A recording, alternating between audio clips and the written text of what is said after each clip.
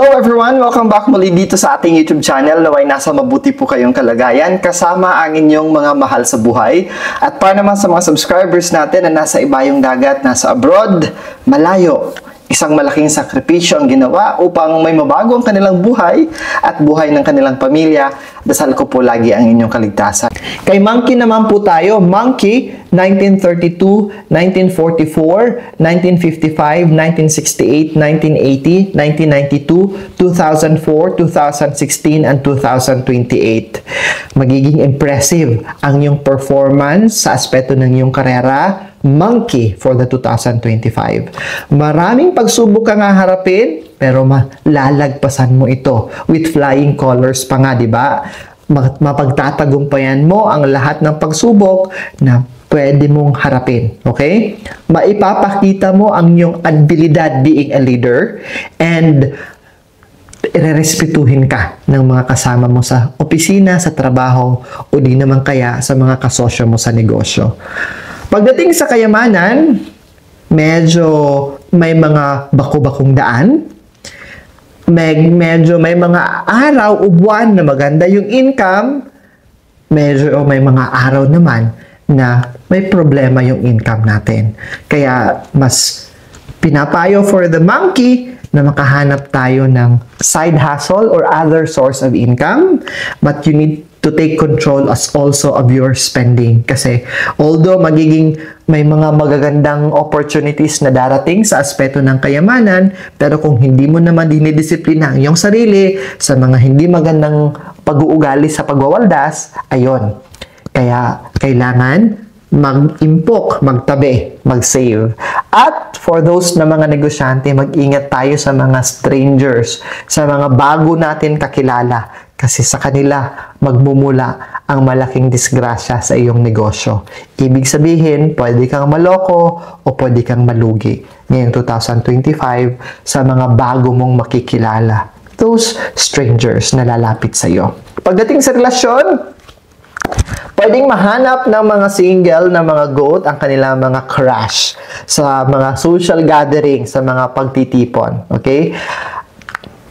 But for those na may mga asawa na ng mga monkey, lalala, may makikita tayo o may nakikita tayo na paglala ng mga problema sa loob ng ating pamilya. Okay?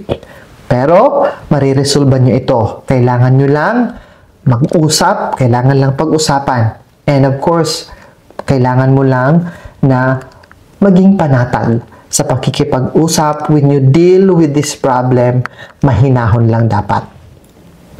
Sa aspeto ng edukasyon, for those na mga nag-aaral na mga monkey, medyo tatama rin kayo ngayong 2025. Kaya kailangan ng mga magulang ng suporta, follow-up galing sa mga magulang para ma-monitor na talagang pumapasok sila sa school, talagang religiously they are doing their academic task. Okay?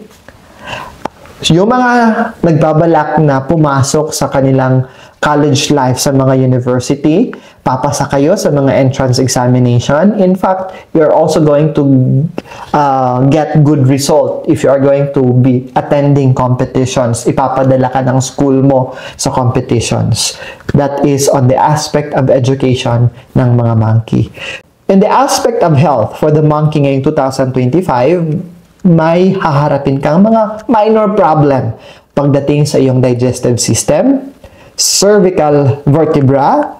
Ito'y dahil sa mga unhealthy living habits natin sa mga nakaraang buwan. Okay? Kaya, kung may mararamdaman tayo, huwag baliwala, consult right away a doctor para mas mainam na mas masolusyon ito. Okay? Follow a healthy diet, have an exercise every day in as much as possible, have enough rest para ma-maintain natin na maganda ang ating kalusugan sa buong taon.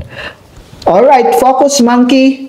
This is the overview of the monkey's forecast sa ngayong 2025. Magsisimula ang kanilang aspetong karera ng hindi maganda ngayong January, pat ito'y aangat February and March.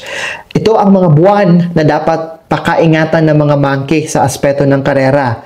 Abril or April, August, Yon, April and August ang kailangan nating ingatan kasi ito yung pinaka nasa baba. Ito yung mga oras o mga month na bagsak yung or haharap tayo ng mga issues and concerns sa aspeto ng karera o sa paghahanap buhay natin. Sa aspeto naman ng pera o kayamanan, although hindi naging maganda ang January natin, but ito'y aangat at magtutuloy-tuloy from February, March, slightly bababa on April and May.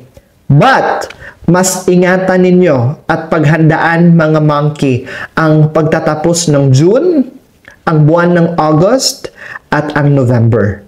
Uulitin ko, paghandaan and have a game plan pagdating sa pera o kayamanan para sa mga monkey sa pagtatapos ng June, sa August, and sa November. While sa pag-ibig naman at relasyon, medyo marami tayong bako-bakong dadaanan, lalong-lalo na sa buwan ng Abril, sa buwan ng September and October. Although makakabawi ka on November and December. Sa kalusugan naman tayo, nako, ngayong January hindi naging maganda ang iyong kalusugan, kaya ingatan, simulan ang mission to a healthy lifestyle dapat tayo, pakaingatan ang kalusugan sa mga buwan ng Marso, June, July, lalong-lalo na ang buwan ng September and November. Yon ay para kay monkey.